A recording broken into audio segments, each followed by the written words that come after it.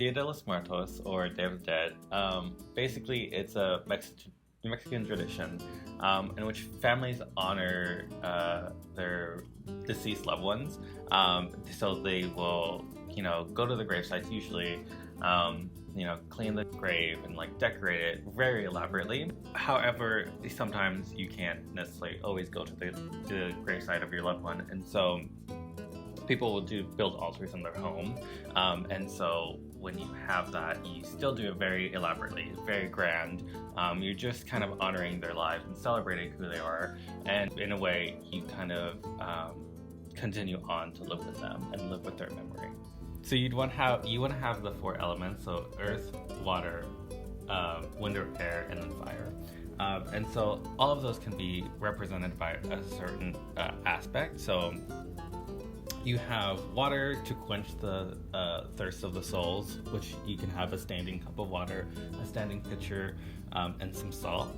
For air, you would have the papel picado, and so that really, as it flitters, it kind of represents the souls entering your space and being led to the altar. You then have incense and candles, which represent the fire aspect of it. And then you have the earth, which I think is also the salt. But you also have other things like fruit to, give food to your family members. You can commemorate your family members through little mementos as well.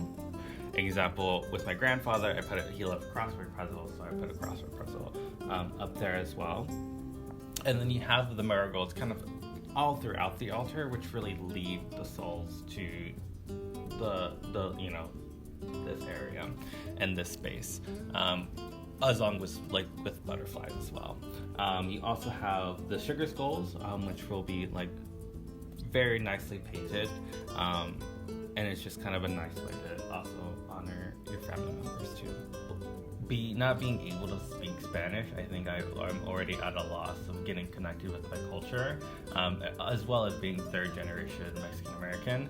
I think that there are some traditions that you may lose, and so being able to reconnect with my culture really means taking the steps to do so, and which means what are some traditions that happen that maybe I didn't grow up with, but I want to continue to do, and so that I feel a sense of what it means to be Mexican and what it means to be Mexican American, and so that's kind of what it means to me, and I'm able to kind of connect to it in a sense, connect with some roots of my life and what it means to be who I am as a person. So.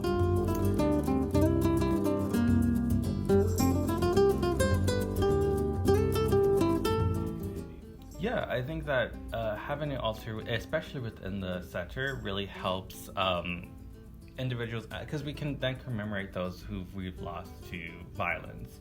And I think that violence is still very much an epidemic within our community, and I think as we have ways to honor, we also have ways to recognize these types of violence and kind of show awareness within our communities, especially within our communities of color.